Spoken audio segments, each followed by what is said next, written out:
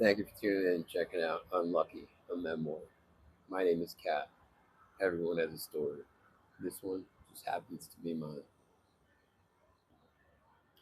The past couple videos I put up, emotion and motivation, have really driven me to think about a lot of things.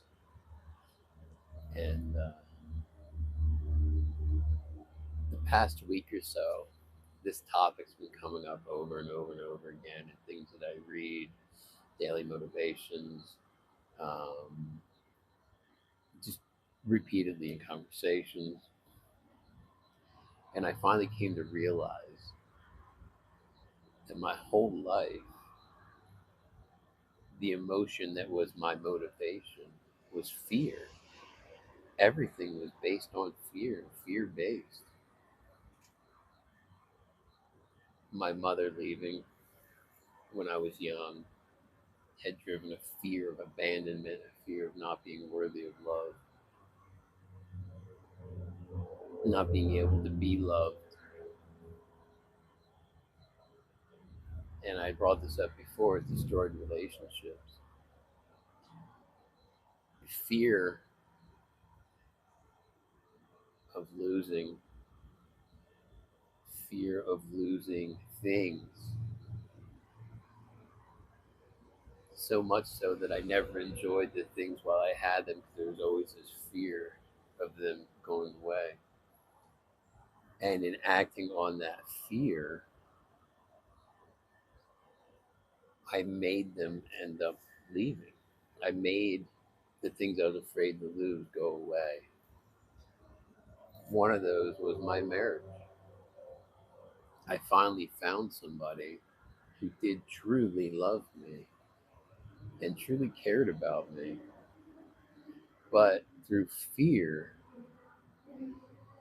I pushed that person so far that the relationship broke. And things in my life that I've gotten, there was so much fear that I was going to lose them that I never enjoyed them while they were in my possession or I had access to them. So much so that when they were gone, I just mourned them. Or when I had good things in my life, I wondered why I didn't have more good things in my life. And I was afraid I wasn't going to get those. So again, I ignored the things right in front of me. I didn't appreciate anything at face value. I needed to lose those things in order to truly appreciate how much they meant. And that's why I can truly look back. And again, one of my favorite verses, Romans 5:3. We glory in our suffering because our suffering creates perseverance, perseverance, character, and character, hope.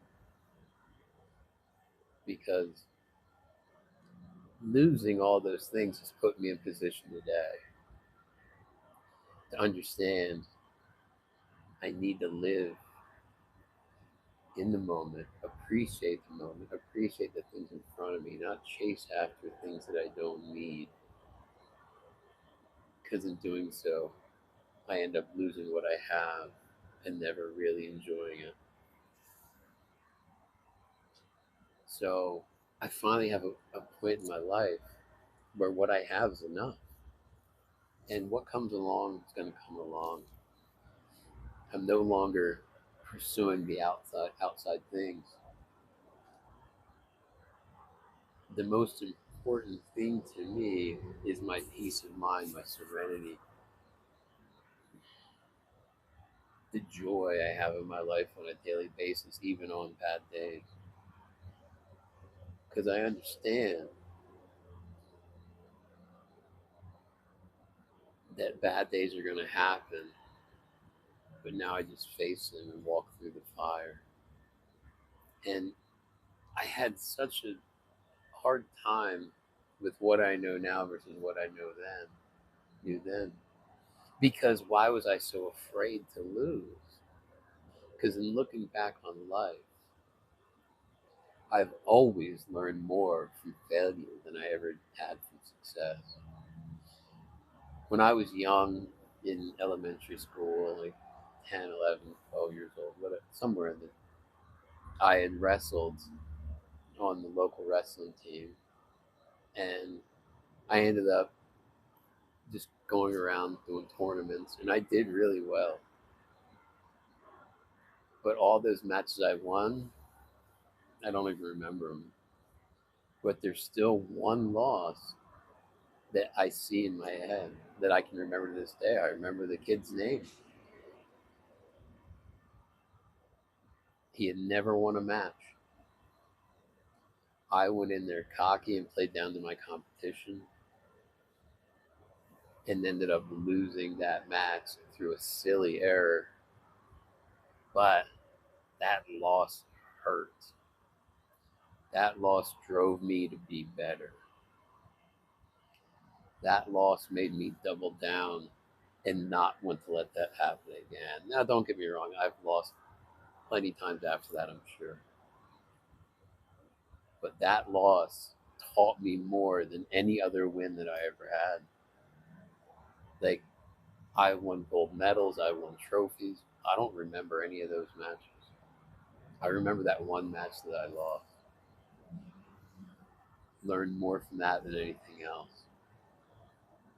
And hopefully, just like that, in the relationship that I had, the marriage that I had, and the loss of that, I hope that in future relationships, I've learned so much from that loss that I don't want to ever repeat it again.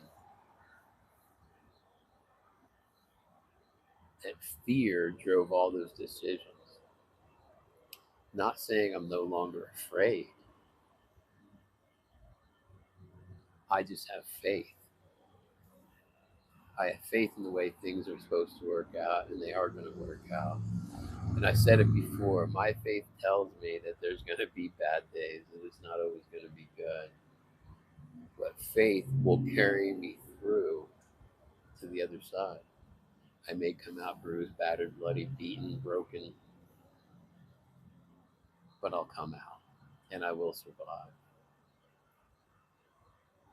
All the things in my past have now become my teachers. All those losses, all the mistakes. Not that I dwell back there, but I have like a file cabinet in my head that I can tap into from time to time because every once in a while I forget these things and I need a refresher. Knowing that fear lies to me. I've said it before, I can create monsters out of shadows and make huge situations out of nothing. And I've had this happen again and again, where I walk into situations with that tension in my neck and the anxiety of the act, whatever it is, only to be surprised at how smoothly it goes and how unnecessary it was to walk in there with that fear. So I need to start addressing that fear in a healthy way. I need to start using it just as a positive motivator, knowing that when I feel that fear, it means I'm probably moving into something good. Because all those things that in my recovery that have pushed that fear have all been good things. And it's this part of me now that's scared of good things happening to me, even though I just had somebody yesterday tell me, hey, maybe you can realize that you're actually worthy of good things and good things happening to you. And I am, because I've made this paradigm shift in my life where I've completely turned the opposite way. And I do my best not to harm people on a daily basis. I do my best not to talk sideways to people. I do my best to be as honest as I possibly can. my moral compass aligns with my faith today. And I do my best to follow it, because when I don't, I feel pain. I feel a weight that pushes me.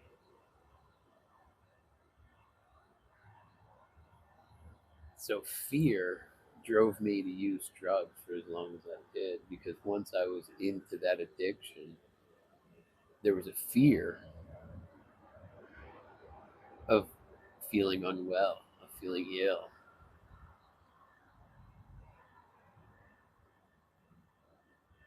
And again, that fear has no base, because I've made it through that addiction out the other side.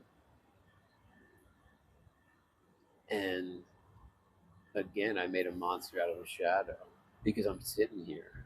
And in the addiction, it felt like death. It felt like I was going to die if I stopped using drugs.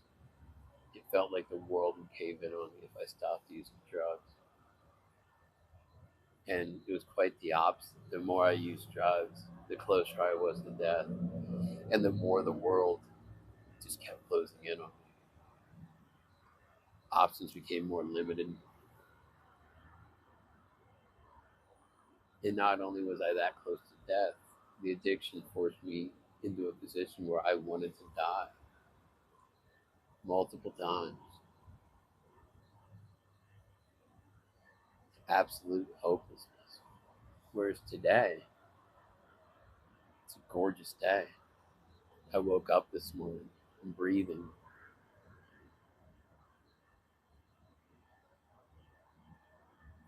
I can sit here and drink my coffee.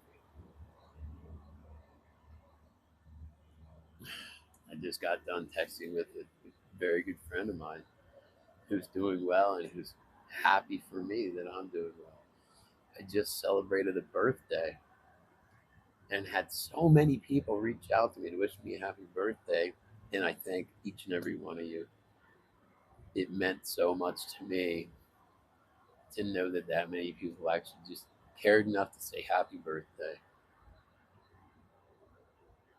Because there was a point in time, there were years where maybe one or two, maybe people would reach out and say happy birthday to me. And don't get me wrong, my a birthday to me isn't the biggest thing in the world. It doesn't matter that much. It's another day of the year. But the fact that it meant something to other people enough to reach out to me, that's what meant the world to me, to be thought of.